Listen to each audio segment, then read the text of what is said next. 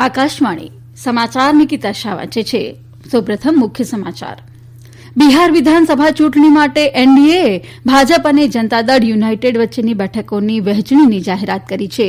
ભાજપે 27 ઉમેદવારોની પહેલી યાદી જાહેર કરી. કેન્દ્રીય નાણામંત્રી નિર્મલા સીતારમણે કહ્યું કે કેન્દ્ર દ્વારા લાવવામાં આવેલા નવા 3 કૃષિ કાયદાઓથી ખેડૂતોને પોતાના ઉત્પાદનોના વેચાણમાં નડતા અવરોધો દૂર થશે. કેન્દ્રીય આરોગ્ય મંત્રાલયે તહેવારો દરમિયાન કોવિડના ફેલાવાને રોકવા માટેના નિવારક પગલાં અંગેની માર્ગદર્શક સૂચનાઓ બહાર પાડી. દેશમાં નવા કોરોના કેસોની સંખ્યા સતત ઘટી રહી છે. અત્યાર સુધીમાં 57 લાખથી વધુ દર્દીઓ સાજા થયા છે. વિદેશમંત્રી એસ જયશંકરે જણાવ્યું છે કે ક્વાડ સભ્ય રાષ્ટ્રોએ મુક્ત સ્વતંત્ર અને સમાવેશી હિન્દ પ્રશાંત વિસ્તાર જાળવવાના મહત્વને સામૂહિક સમર્થન આપે છે અને આઈપીએલમાં ગઈકાલે મુંબઈ ઇન્ડિયન્સે રાજસ્થાન રોયલ્સને 57 રને હરાવી સતત ત્રીજો વિજય મેળવ્યો છે. સમાચાર જોઈએ વિગતવાર. બિહાર વિધાનસભા ચૂંટણી માટે એનડીએ ભાજપ અને જનતાદળ યુનાઇટેડ વચ્ચે બેઠકોની વહેંચણીની જાહેરાત કરી છે. 243 સભ્યોની વિધાનસભા માટે 122 બેઠકો પર જેડીયુ અને 121 બેઠકો પર ભાજપ ચૂંટણી લડશે. પટના ખાતે પત્રકારોને સંબોધતા મુખ્યમંત્રી નીતિશકુમારે જણાવ્યું કે જેડીયુએ પૂર્વ મુખ્યમંત્રી જીતનરામ માંઝીના હિન્દુસ્તાન અવામ મોરચાને 7 બેઠકો ફાળવી છે. તેમણે કહ્યું કે મુકેશ સાહનીના નેતૃત્વ હેઠળના વિકાસશીલ જનતા પાર્ટી વીઆઈપીને ભાજપ તેની 121 બેઠકોમાંથી બેઠકો ફાળવશે. ઉલ્લેખનીય છે કે ભાજપ અને વીઆઈપી પક્ષ વચ્ચે બેઠકોની વહેંચણી અંગે વાતચીત ચાલી રહી છે. શ્રી નીતિશકુમારે કહ્યું કે એનડીએ વિકાસના મુદ્દે ચૂંટણી લડશે. દરમિયાન ભાજપે ગઈકાલે તેના 27 ઉમેદવારોની પહેલી યાદી જાહેર કરી છે. પૂર્વ લોકસભા સાંસદ હરી માંઝી બોધગયા બેઠક પરથી તો તાજેતરમાં જ ભાજપમાં પ્રવેશેલા શ્રેયસીસિંહ જુને બેઠક પરથી ચૂંટણી લડશે. શ્રી પ્રેમકુમાર ગયાનગર અને જ્ઞાનેન્દ્ર કુમારસિંહ બાઢ બેઠક પરથી ચૂંટણી લડશે. તમામ 27 બેઠકો માટે 28 ઓક્ટોબરે પહેલા તબક્કામાં મતદાન થશે. કેન્દ્રીય નાણામંત્રી નિર્મલા સીતારમણે કહ્યું કે કેન્દ્ર દ્વારા લાવવામાં આવેલા નવા 3 કૃષિ કાયદાઓથી ખેડૂતોને પોતાના ઉત્પાદનોના વેચાણમાં નડતા અવરોધો દૂર થશે. ગઈકાલે ચેન્નઈમાં પત્રકારો સાથે વાત કરતા તેમણે જણાવ્યું કે આ કાયદાઓ લાવતા પહેલા કૃષિ નિષ્ણાતો, ખેડૂતો અને વિવિધ હોદ્દેદારો સાથે વ્યાપક ચર્ચાઓ કરાઈ હતી. તેમણે કહ્યું કે આ કાયદા મુજબ ખેડૂતોને પોતાના ઉત્પાદનો પોતાની ઈચ્છા મુજબ વેચવાનો વિકલ્પ મળવાની સાથે લઘુત્તમ ટેકાના ભાવોની વ્યવસ્થા પણ ચાલુ રહેશે. નાણામંત્રીએ કહ્યું કે કરાર ખેત પદ્ધતિ વ્યવસ્થાથી જમીન માલિકીના હક અંગે ઉદભવેલી શંકાઓ પાયાવિહીન છે. તેમણે કહ્યું કે સંસદમાં પસાર થયેલા કાયદાઓનો વિરોધ કરનાર લોકશાહી વ્યવસ્થાનું અપમાન કરી રહ્યા છે. કેન્દ્રીય આરોગ્ય મંત્રાલયે તહેવારો દરમિયાન કોવિડના ફેલાવાને રોકવા માટેના નિવારક પગલાં અંગેની માર્ગદર્શક સૂચનાઓ બહાર પાડી છે. ઉત્સવો માટેના સમયગાળામાં ધાર્મિક ઉપાસના, મેળાઓ, રેલીઓ, પ્રદર્શનો અને સાંસ્કૃતિક કાર્યક્રમો માટે સ્પષ્ટ સ્થાનો પર મોટી સંખ્યામાં લોકોના મેળાવડાઓ ભરાતા હોય છે. મંત્રાલયે કહ્યું કે ચેપના ફેલાવાને રોકવા માટે મહત્વપૂર્ણ છે કે જરૂરી નિવારક પગલાઓ લેવામાં આવે. 65 વર્ષથી ઉપરની વ્યક્તિઓ, કેટલાક રોગ ધરાવતા વ્યક્તિઓ, સગર્ભા સ્ત્રીઓ અને 10 વર્ષથી ઓછી ઉંમરના બાળકોને ઘરે રહેવાની સલાહ આપવામાં આવી છે. થર્મલ સ્ક્રીનિંગ, શારીરિક અંતર અને સેનેટાઇઝેશનનું પાલન સરળ બનાવાશે. રેલીઓ અને સરઘસોમાં લોકોની નિર્ધારિત મર્યાદાથી વધુ સંખ્યા ન હોવી જોઈએ અને યોગ્ય શારીરિક અંતર અને માસ્ક પહેરવાનું સુનિશ્ચિત કરવું આવશ્યક છે. ઉત્સવો માટે ફક્ત કન્ટેનમેન્ટ ઝોનની બહાર જ મંજૂરી આપવામાં આવશે. કન્ટેન ઝોનમાં રહેનારા લોકોને તેમના ઘરની અંદર જ બધા તહેવારો ઉજવવા અને બહાર ન નીકળવા જણાવાયું છે. દેશમાં છેલ્લા 2 અઠવાડિયામાં કોવિડના કેસની સંખ્યામાં સતત ઘટાડો જોવા મળી રહ્યો છે. વાયરસથી સંક્રમિત દર્દીઓની સંખ્યા 10 લાખની નીચે છે. નોંધાયેલા કુલ કેસોમાંથી ફક્ત 13.75% જ હાલ હોસ્પિટલમાં દાખલ થયાના અહેવાલ છે. દેશમાં સાજા થયેલા દર્દીઓનો દર 84.70% છે. અત્યાર સુધીમાં 57,41,000થી વધુ લોકો સાજા થયા છે. છેલ્લા 24 કલાક દરમિયાન તંદુરસ્ત હોવાનું જણાતા લગભગ 81,000 દર્દીઓને હોસ્પિટલમાંથી રજા આપવામાં આવી છે. આરોગ્ય મંત્રાલયે કહ્યું કે સક્રિય કેસો વચ્ચેનું અંતર ક્રમશઃ વ્યાપક પ્રમાણમાં વધી રહ્યું છે. દેશમાં મૃત્યુદર 1.55% છે.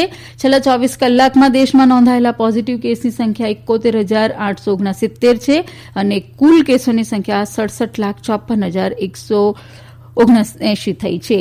દેશભરમાં સક્રિય કેસની કુલ સંખ્યા 9,07,379 છે. છેલ્લા 24 કલાકમાં 990 લોકોના મોત નોંધાયા છે. આ સાથે કુલ મૃત્યુઆંક 1,04,591 પર પહોંચ્યો છે. ગુજરાતની વાત કરીએ તો ગુજરાતમાં છેલ્લા 24 કલાકમાં 1,335 નવા કોરોના કેસ નોંધાયા છે.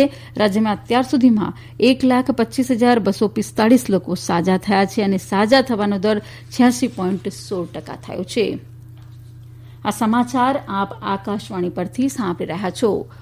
વધુ સમાચાર પહેલા કોરોનાથી બચવા માટે મહત્વનો સંદેશ. માસ્ક અવશ્ય પહેરો, એકબીજાથી સલામત અંતર જાળવો, હાથ સાબુથી વારંવાર ધુઓ, નાકનો સ્પર્શ ટાળો, ભીડભાડથી દૂર રહો, તો જ કોરોના હારશે અને તમે જીતશો. વિદેશ મંત્રી એસ જયશંકરે જણાવ્યું છે કે ક્વાડ સભ્ય રાષ્ટ્રોએ મુક્ત, સ્વતંત્ર અને સમાવેશી હિન્દ પ્રશાંત વિસ્તારને જાળવવાના મહત્વને સામૂહિક સમર્થન આપે છે. જાપાનમાં મંત્રીસ્તરની બીજી ક્વાડ બેઠકમાં શ્રી જયશંકરે કહ્યું કે ક્વાડ સભ્ય દેશોનો ઉદ્દેશ્ય તમામની સુરક્ષા અને આર્થિક હિતોને આગળ વધારવાનો છે. તેમણે કહ્યું કે બહુમતીવાદી લોકશાહી તરીકે ક્વાડ સભ્ય દેશો કાયદાના પાલન, પારદર્શિતા અને મુક્ત દરિયાઈ પરિવહન, પ્રાદેશિક અખંડિતતા અને વિવાદોના શાંતિપૂર્ણ ઉકેલો માટે આંતરરાષ્ટ્રીય નિયમોનું પાલન કરવા પ્રતિબદ્ધ છે. ઉલ્લેખનીય છે કે ક્વાડ સભ્ય દેશોમાં ભારત, અમેરિકા, જાપાન અને ઓસ્ટ્રેલિયાનો સમાવેશ થાય છે. ટોક્યો ખાતે ચાલી રહેલી ક્વાડ બેઠકમાં આ દેશોના વિદેશ મંત્રીઓ જોડાણ, માળખાગત વિકાસ, આતંકવાદ, દરિયાઈ સંરક્ષણ સહિત સુરક્ષા અને હિન્દ પ્રશાંત ક્ષેત્રમાં સ્થિરતા અને સમૃદ્ધિ વગેરે મુદ્દે ચર્ચા વિચારણા કરી રહ્યા છે. આઈપીએલમાં ગઈકાલે મુંબઈ ઇન્ડિયન્સે રાજસ્થાન રોયલ્સને 57 રને હરાવી સતત ત્રીજો વિજય મેળવ્યો છે. મુંબઈ ઇન્ડિયન્સે રાજસ્થાનને જીત માટે 194 રનનો લક્ષ્યાંક આપ્યો હતો. મુંબઈ તરફથી સૂર્યકુમાર યાદવે 79 રન બનાવ્યા હતા. રાજસ્થાને નબળી શરૂઆત કરતા પહેલી 3 ઓવરમાં જ 3 વિકેટો ગુમાવી હતી. મુંબઈ તરફથી જસપ્રીત બુમરાહે શાનદાર બોલિંગ કરતા 4 ઓવરમાં 20 રન આપી 4 વિકેટો ઝડપી હતી. આ ઉપરાંત બોલ્ટ અને પેટિન્સને 2 વિકેટો ઝડપી હતી. રાજસ્થાનની ટીમ માત્ર 136 રન બનાવી ઓલ આઉટ થઈ હતી. આ જીત સાથે મુંબઈ ઇન્ડિયન્સ પોઈન્ટ ટેબલ પર ટોચ પર પહોંચ્યું છે. સૂર્યકુમાર યાદવને પ્લેયર ઓફ ધ મેચનો ખિતાબ અપાયો હતો. આઈપીએલમાં આજે કોલકાતા નાઇટ રાઇડર્સ અને ચેન્નાઈ સુપર કિંગ્સ વચ્ચે મુકાબલો થશે. જીએસટી ઉપર આ વર્ષે સેસ તરીકે એકત્રિત કરવામાં આવેલી રકમમાંથી કેન્દ્ર સરકારે રાજ્યોમાં લગભગ 20,000 કરોડ રૂપિયાનું વિતરણ કર્યું છે. ગઈકાલે જીએસટી કાઉન્સિલની બેઠક અંગે નાણામંત્રી નિર્મલા સીતારમણે મીડિયાને માહિતી આપી હતી કે આગામી સપ્તાહ સુધીમાં રાજ્ય સરકારોને આઈજીએસટી તફાવત પેટે 25,000 કરોડ રૂપિયાનું વિતરણ કરાશે.